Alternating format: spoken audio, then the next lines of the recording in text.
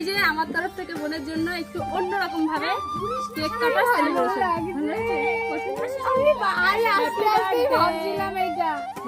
আমি সিরিয়াস, আমি ওরা বলছি এরকম যদি হতো আমি নৌকার মধ্যে কেক কাটছি।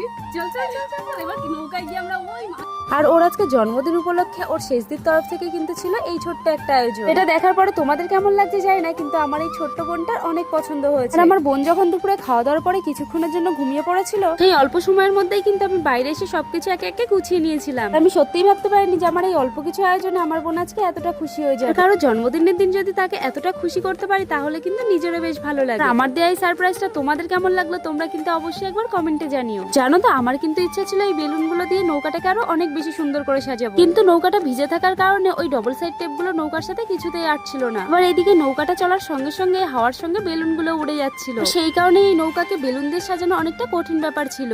তো এই যে বোনকে কেক দিয়ে দিয়েছি আর পুকুর